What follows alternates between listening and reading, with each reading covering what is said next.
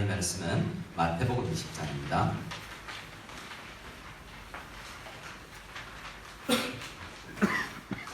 마태복음 20장 1절에서 우리 16절까지 말씀을 한 목소리로 같이 읽도록 하겠습니다. 같이 보겠습니다.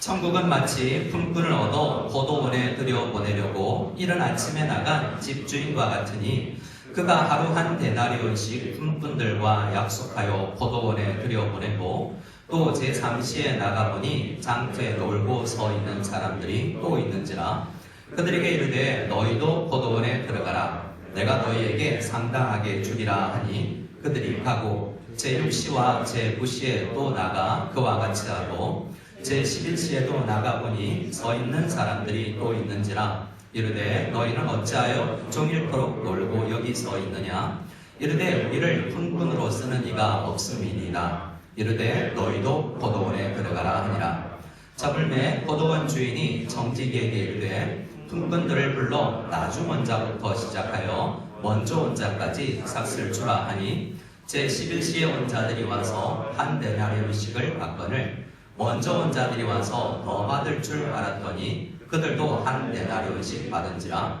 받은 후 집주인을 원망하여 이르되 나중 온 이 사람들은 1시간밖에 일하지 아니하였거늘 그들을 종일 수고하여 너희를 견딘 우리와 같게 하였나이다. 주인이 그 중에 한 사람에게 대답하여 이르되 친구여 내가 내게 잘못한 것이 없도다.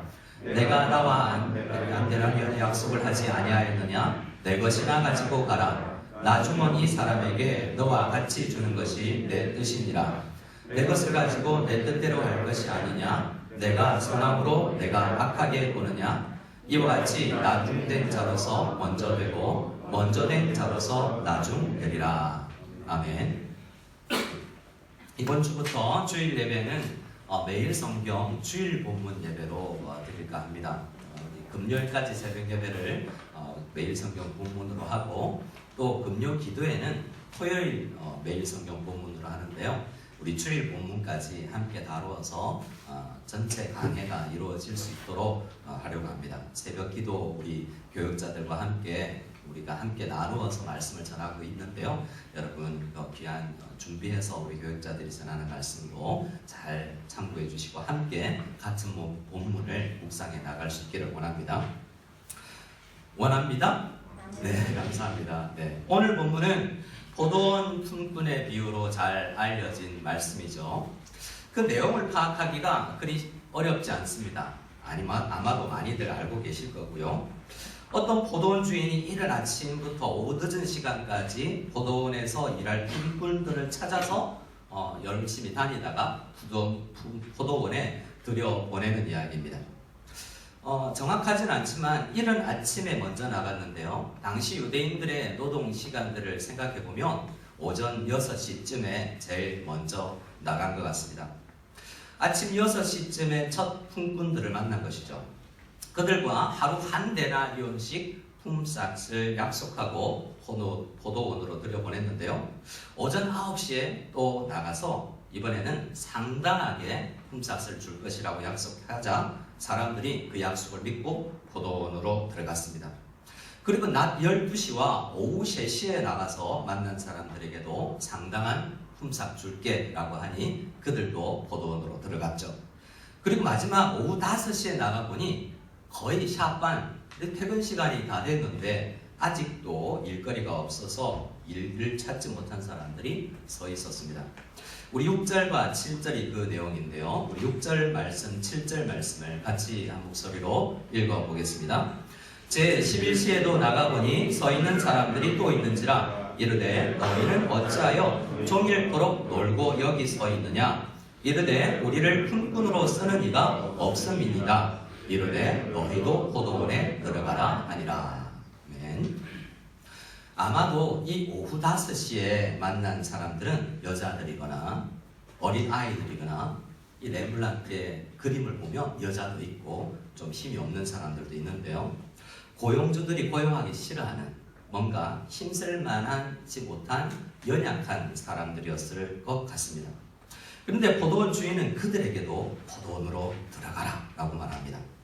그들에게 이번에는 상당히 줄 것이라는 약속도 없었는데 그들은 아마 일할 수 있다 생각하고 즐겁게 포도원으로 간 것 같습니다.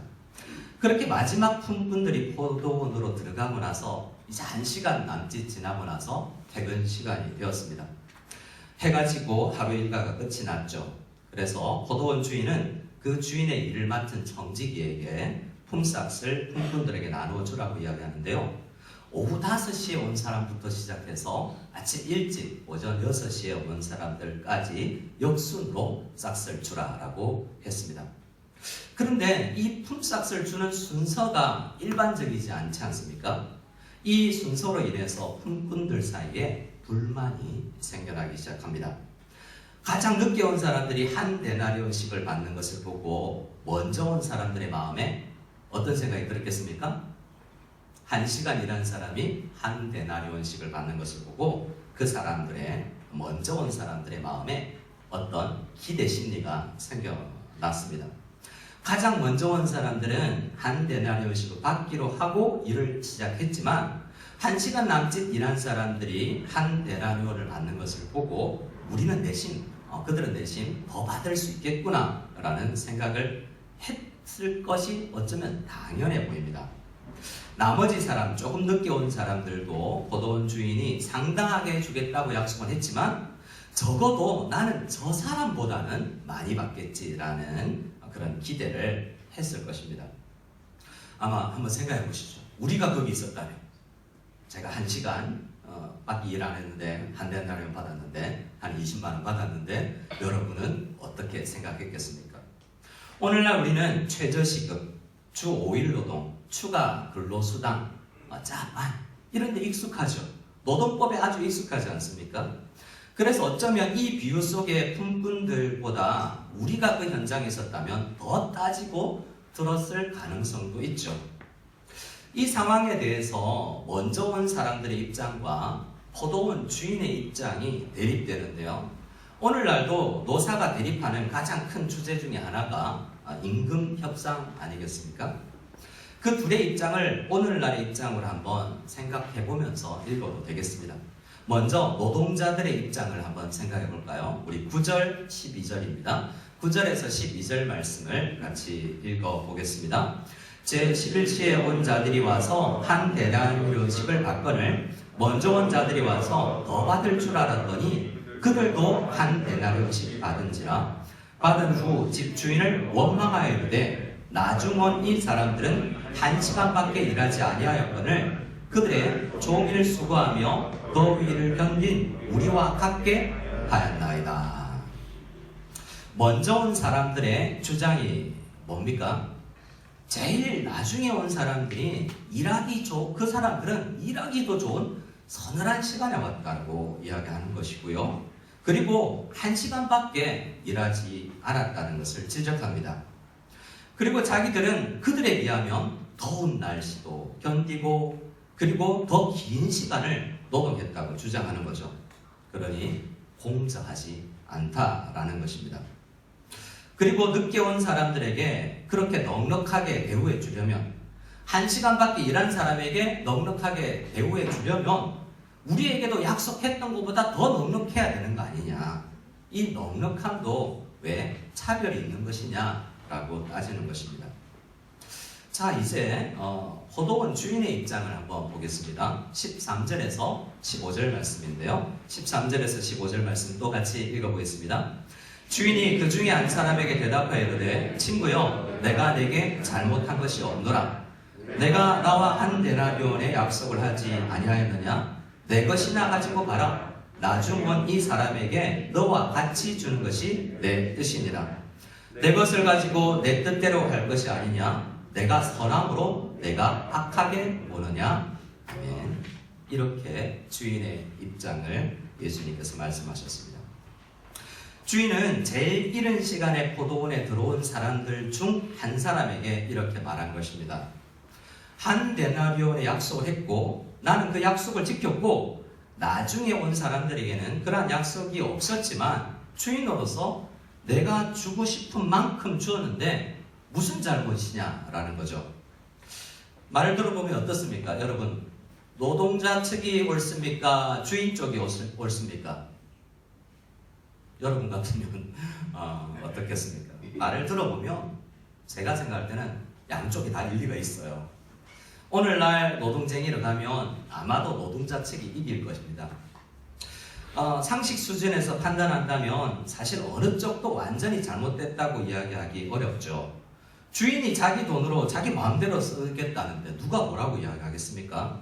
그러나 그렇다고 해도 어떤 사람은 아침부터 하루 종일 땡볕에서 땀 흘려 수고하고서 한 데나리온을 받고, 어떤 사람은 해질녘에 일 끝나기 전에 1시간 전에 선선할 때 와서 잠깐 일하고 똑같은 품삯을 받는다는 건 어떤 면에서 상식적으로는 납득하기 어렵습니다. 오늘날 이런 일이 실제로 우리 노동 현장에서 일어나면 우리 주인에게 네 재산이라고 네 마음대로 하냐? 그리고 쓸 때도 도리가 있어야지. 노동자의 마음도 헤아려 줘야 되지 않냐? 라고 따지기가 쉬울 것입니다. 하지만 이 비유를 통해서 예수님께서 제자들에게 가르치고자 하는 것은 이러한 세상의 기준, 일반 가치 기준으로 천국과 천국의 주인이신 하나님을 생각하면 안 된다라는 것입니다. 왜냐하면 이 비유의 목적이 분명하기 때문인데요. 우리 1절 말씀을 같이 한번 읽어보겠습니다. 1절 말씀 읽겠습니다. 천국은 마치 품꾼을 얻어 포도원에 들여보내려고 이른 아침에 나간 집주인과 같으니. 이 비유에서 가장 집중해야 되는 게 뭐죠? 천국이란 어느 곳이지? 그 천국의 주인은 어떤 분이지? 라는 것을 알아야 된다는 것입니다. 이 비유는 특히 제자들에게, 오늘날 우리 교회에게 준 말씀인데요. 제자들은 당시 예수님을 3년 가까이 따른 시점이었습니다. 그런데도 아직 유대인들의 주류 생각인 이 바리새인들의 사상과 그들의 기준으로 하나님 나라, 천국을 생각하고 있었던 것이죠. 그래서 이 가르침을 주신 것입니다. 이 비유는 잘못된 율법주의 사상으로 무장한 바리새인들, 혹은 이 비유 전에 얼마 전에 예수님을 찾아왔던 그 부자, 관원, 청년이 어떻게 영생을 얻겠습니까? 라고 질문했었는데요. 그들에게 가르친 게 아닙니다. 그들은 천국에 들어오지 못했기 때문이죠. 오히려 이 말씀은 그런 사람들에게 영향을 받아서 잘못된 천국관을, 잘못된 하나님 나라와 잘못된 하나님에 대한 그림을 그리고 있는 제자들을 깨우치기 위함이죠. 이 비유에서 분명한 것이 너무나 쉽게 포도원은 하나님 나라, 하나님이 통치하는 나라를 의미하고요. 그리고 품꾼들은요, 예수님 믿고 하나님 나라에 들어와 있는 제자들, 우리 성도들을 의미합니다. 일하는 시간은요, 이미 시작된 하나님 나라, 이 땅에서 시작된 하나님 나라를 의미합니다. 저물 때는요, 예수님께서 재림하실 때 곧 마지막 때를 상징하죠. 또 데나리온은요, 믿음으로 받아 누리는 하나님 나라의 천국의 영생을 의미하는 것입니다. 오늘 본문은 제자들에게 천국에 들어가기 위해서, 영생을 얻기 위해서 우리가 무엇을 해야 한다라는 생각, 그런 공로사상을 버려야 할 것을 말씀하십니다. 먼저 온 품꾼들의 생각이 그랬는데요. 자기들이 받는 품삯을 자기들이 수고한 대가라고 생각을 했죠. 내가 일한 만큼 받아야 된다고 그렇게 천국을 생각하고 있었던 것입니다. 그것이 이 비유의 깨달아야 될 핵심입니다. 제자들은 마지막 시간에 부름을 받고 포도원에 들어온 그 품꾼들처럼 하나님 나라와 주인을 생각해야 했던 거예요. 오늘 본문에서 마지막 그 오후 5시에 들어온 사람들의 마음이 기술되진 않았는데요. 분명한 것은 처음 일찍 온 사람들의 마음과는 분명히 달랐을 것이라고 생각할 수 있습니다. 그들은 선선할 때 5시에 와서 1시간 남짓 일하고 대가를 받았기 때문에 이 대가가, 이 한 데나리온이 내 수고의 정당한 대가라고 생각하지는 않았겠죠. 일하지 않고 받은, 일 없이, 내 공로 없이 받은 주인의 은혜라고 생각했을 것이기 때문입니다. 우리가 영생을 얻는 것은 우리가 율법 지키고 윤리, 도덕적인 일을 많이 해서가 아니죠. 우리가 다 알고 있지 않습니까? 그렇게 천국으로 들어간다는 생각은 유대교적이요. 한국 사회에서 일반적으로 알려져 있는 착하면 천국 가고 죄 많이 지으면 지옥 간다는 그런 생각에 별반 다를 바가 없는 것입니다. 우리가 아무 공로 없이 예수님의 십자가 복음을 믿어서 영생을 얻는다라는 이 비유의 핵심, 아무 공로 없이 영생을 얻는다, 아무 공로 없이 천국에 들어간다라는 이 비유의 핵심, 오늘 말씀의 핵심을, 이 비유는 만들어낸 이야기지만 실제 사건이 있습니다. 그 사건은 누가복음 23장에 기록된 십자가 한 편의 강도 이야기예요. 십자가 한 편 강도는 십자가에 달리신 예수님께 아무 공로 없지만, 아마도 십자가 정도에 달리려고 한다면 굉장한 나쁜 일을 많이 해온 사람일 텐데요. 그런데 마지막 때에 십자가에 달려서 예수님께 자신이 죄인임을 고백하고 예수님이 통치하는 그 나라에 들어가기를 원합니다. 영생을 얻기를 원합니다. 라고 고백을 했습니다. 그때 그에게 포도원의 주인이신, 영생의 주이시고 천국의 주인이신 예수님께서 그 아무 공로 없는 십자가 한 편 강도에게 뭐라고 말씀해 주셨습니까? 내가 진실로 내게 이르노니 오늘 내가 나와 함께 낙원에 있으리라 라고 말씀하셨습니다. 여러분, 이 말씀은 오늘날 이 예배자리에 앉아있는 여러분들에게도 동일하게 이야기해 준 거예요. 우리가 진실로 예수님을 믿기만 한다면 일찍 20년, 30년 직분으로 일한 사람이나 선교사나 사도 바울이나 똑같이 우리는 영생의 축복을 받아 누리는 것입니다. 믿으시기 바랍니다. 아멘.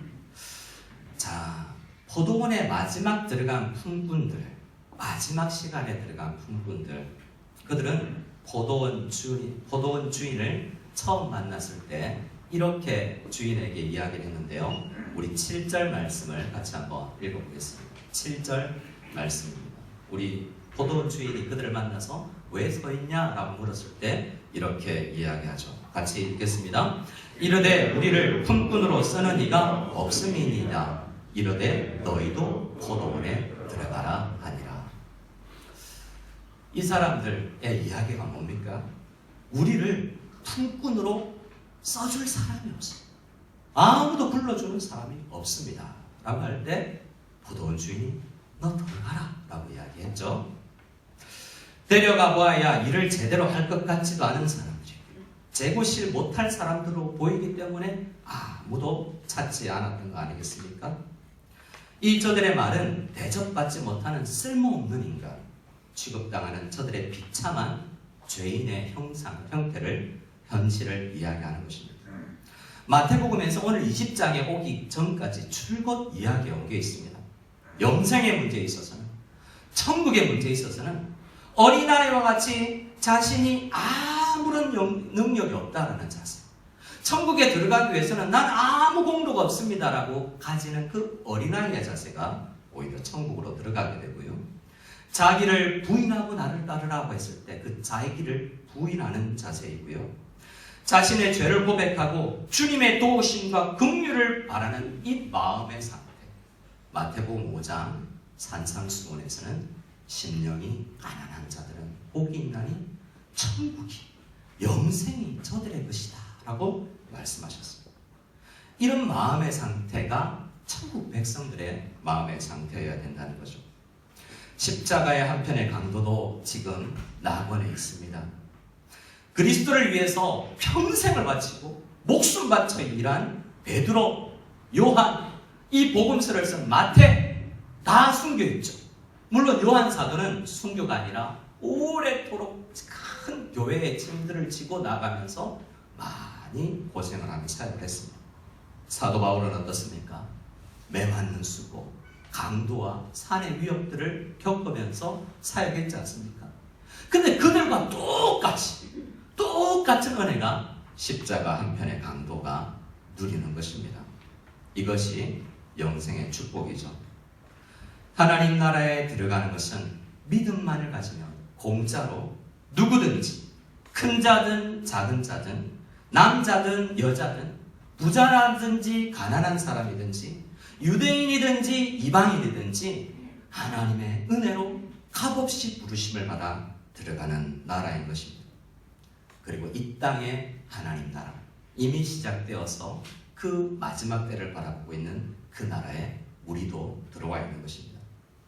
하나님께서는 바로 이같이 쓸모없는 사람들을 포도원, 즉 이 땅에 임한 하나님 나라에 들여보내기 위해서 열심히 아침부터 일하셨던 것처럼 창세부터 아담이 범죄한 이후부터 지금까지 계속 하나님은 우리를 부르러 다니고 계신 것입니다.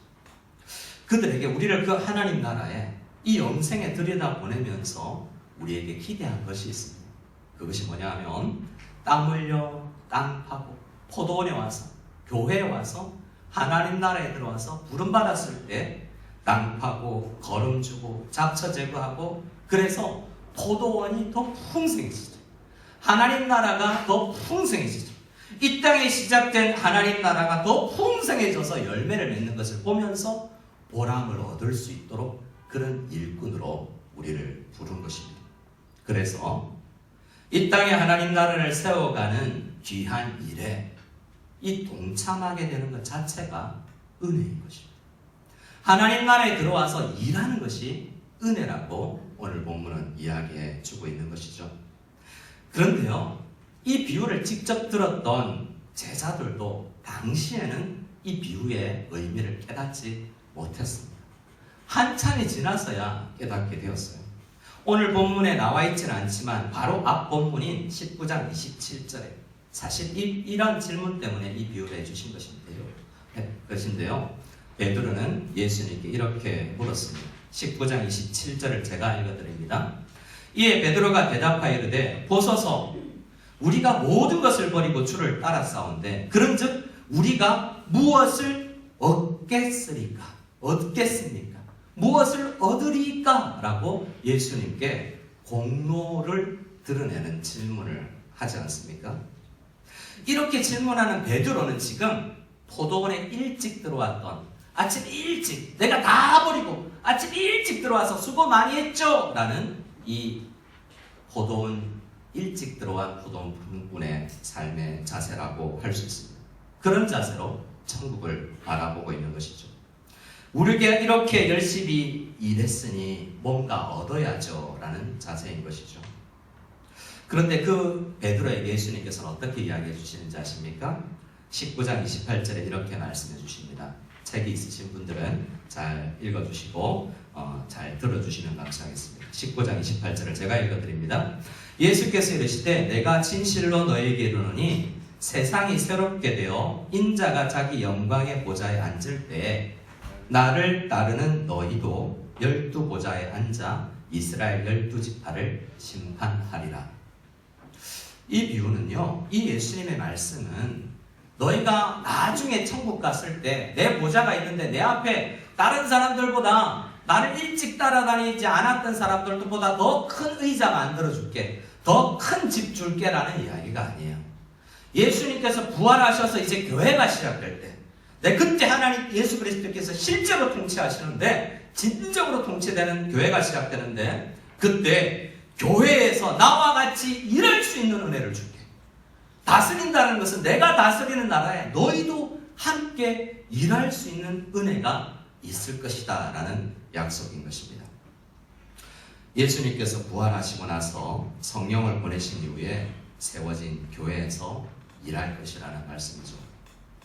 하나님 나라의 포도원에 들어가서 일하라 하신 그 말씀 자체가 은혜다라는 것을 베드로가 깨닫기를 원하면서 이 말씀을 이야기해 주신 것입니다. 우리가 복음서에서 만나는 바리새인들과 부자 많은 청년 그리고 어떤 선을 행하여 그 포도원에 들어가라고 생각했던 많은 사람들이 있었음을 보게 됩니다. 하지만 천국은 그런 나라가 아니라고 오늘 말씀을 통해서 말씀하고 계시죠. 처음부터 마지막까지 모든 사람들은 은혜로 믿음으로 인하여서 은혜로 그 나라에 들어가는 진리를 말씀해 주신 것입니다. 그런데 이 비유를 듣고 나서도 제자들은 이 본문 바로 끝나자 이제 여러분 내일 큐티하면 어떤 것을 만나는 줄 아십니까? 또 제자들 사이에 네가 크다 내가 크다는 싸움에 하고 있어요. 이번에는 야고보와 요한의 어머니 세베대야 아들의 어머니까지 대동하여서 주님 한 자리 하고 싶습니다. 그 자리, 약속한 그 자리에서 12개가 있다면 내가 가장 가까이 하고 싶습니다라는 공로사상을 드러내 보이죠. 그리고 예수님께서 이제 예루살렘 입성하셔서 마지막 6월절이 있을 때 그때 마지막 만찬 자리에서까지도 제자들은 누가 크냐라고 싸우고 있었던 거예요. 우리가 이 말씀을 통해서 알 수 있는 것은 천국을 들어왔지만 신앙생활에서 믿음 가지고 교회에 들어왔지만 우리도 이런 생각 가지기가 참 쉽다라는 거예요. 세상 속에 있는 하나님 나라에서 살고 있기 때문이죠. 그런 자들에게 오늘 비유의 바로 앞과 바로 마지막은 이런 이야기라. 이걸 생각해라는 거죠. 19장 30절에 비유가 바로 시작되기 전에 이렇게 이야기합니다. 그러나 먼저 된 자로서 나중되고 나중된 자로서 먼저 될 자가 많다라고 말씀하셨죠. 이 비유를 끝내면서 예수님께서는 마태복음 20장 16절에 또 이렇게 순서를 바꾸어서 말씀하십니다. 이와 같이 나중된 자로서 먼저 되고 먼저 된 자로서 나중되리라 라고 말이죠. 이 말씀은 이 비유를 듣고 우리가 어떤 자세를 가져야 될 것을 이야기해 주는 것입니다. 우리는 먼저 왔지만 먼저 부름받아서 누구보다도 떼어빼쳐서 일을 많이 했지만 나중 온 사람의 마음 은혜구나 라는 것을 일할 수 있는 것도 은혜구나 라는 것을 생각하는 자세로 천국을 이 땅에 시작된 하나님 나라를 살아가야 될 것을 말씀하셨습니다. 말씀하시는 거죠. 앞서 말씀드렸던 심령이 가난한 자가 마음이 그러한 마음인 것입니다. 자, 그래서 우리는 모두 일찍 부름받은 품꾼들처럼 이 포도원인 이 땅에 존재하는 하나님 나라의 교회에서 열심히 일해야 하는 것이 좋은 마음인 것입니다. 자, 여러분 우리에게 직분이 있을 때 그 직분으로 열심히 일할 수 있기를 소원합니다. 근데 말씀을 마치기 전에 몇 가지 생각해야 될 게 있어요. 적용을 꼭 해야 될 것, 내 자신에게 한번 적용해 봐야 될 것들이 있었습니다. 먼저 저 자신에게 적용한 것은요, 이 땅에 시작된 하나님 나라, 천국이지만 이 땅에서 교회에서 일하다 보면 지치기도 하는구나. 힘겨울 때도 있구나.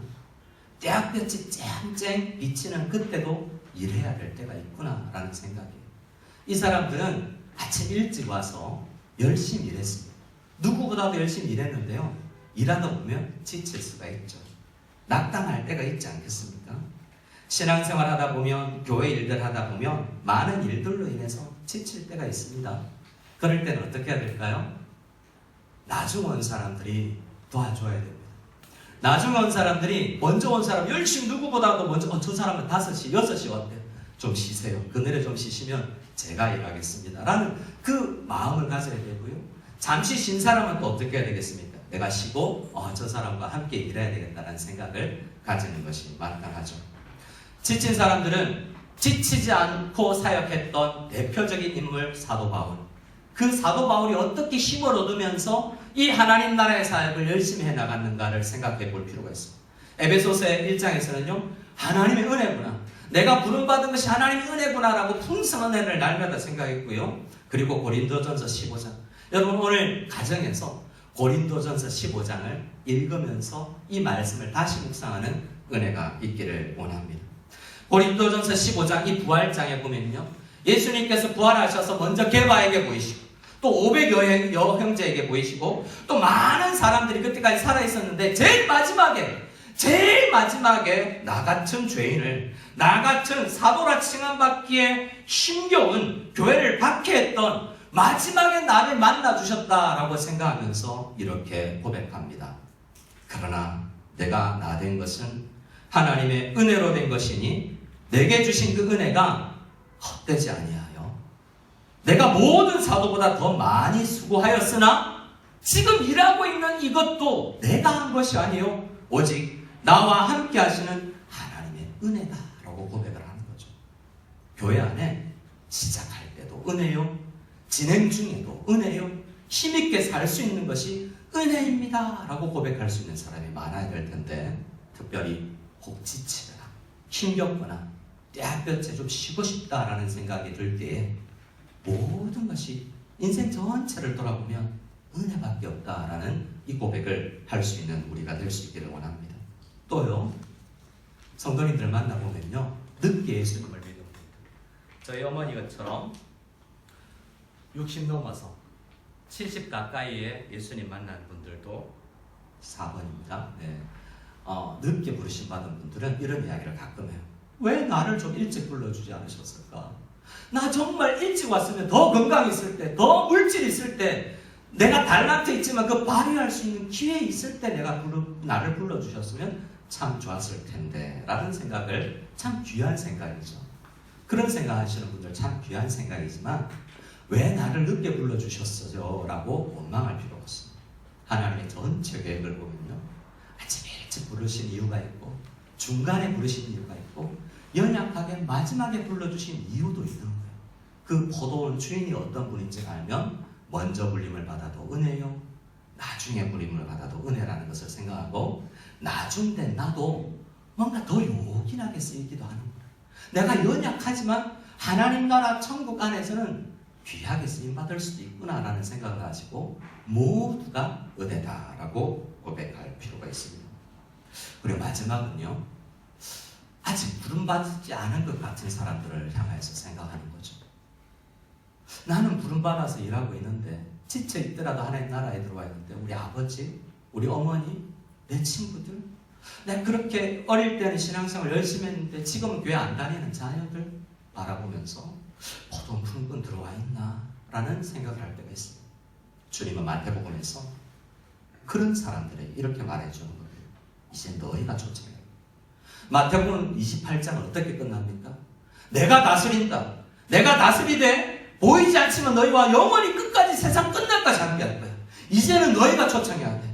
너희가 일찍 나가서 모든 곳에 가서, 세상 곳곳에 가서 내 이름으로 세례를 베풀고, 내가 너에게 가르쳐서, 비유로 가르쳤던 모든 것들 가르쳐서 깨닫게 해요. 그리고 너희와 같이 늦게 들어왔을지라도 함께 포도원을 가꿔서 하나님 나라를 아름답게 가꿀 수 있는 그런 기쁨을 함께 나누라 라고 우리를 요청합니다. 이렇게 혹시 오늘 말씀을 통해서 교만했던 교만이 깎이고, 우리가 지쳤다면 은혜를 생각하며 힘을 얻고, 또 늦게 부름받은데도 뜻이 있다고 묵상하며 나도 다른 사람을 부를 수 있는 은혜에 동참해야 되겠다라는 그 각오로, 결단으로 나아갈 수 있는 저와 여러분 다 될 수 있기를 소원합니다. 우리 이 시간 함께 찬양하며 나가기를 원합니다. 우리의 다 마음을 담아서 함께 고백할 때 은혜라는 찬양입니다.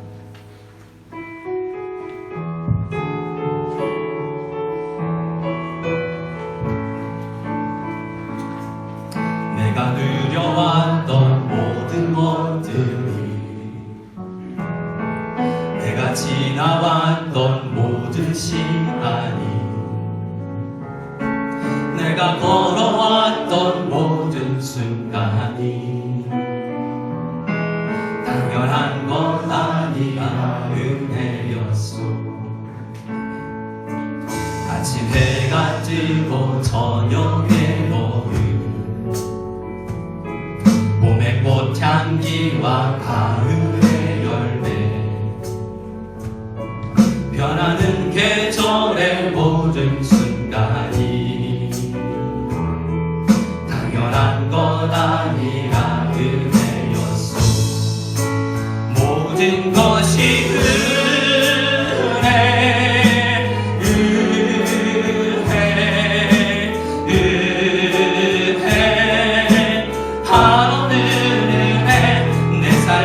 당연한 것 하나도 없었던 것을, 모든 것이 은혜였소.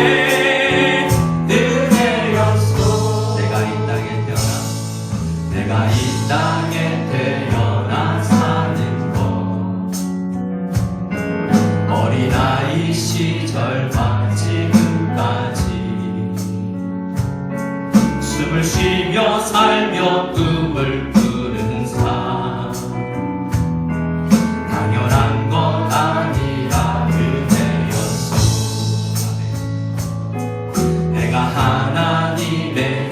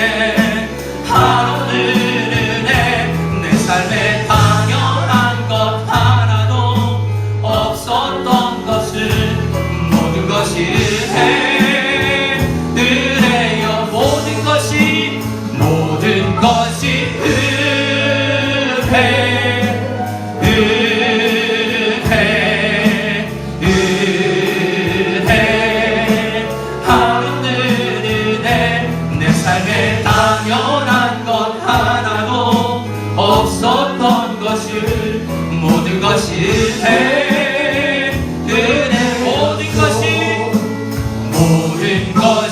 은혜 하늘 은혜 내 삶에 당연한 것 하나도 없었던 것을 모든 것이 은혜였소 모든 것이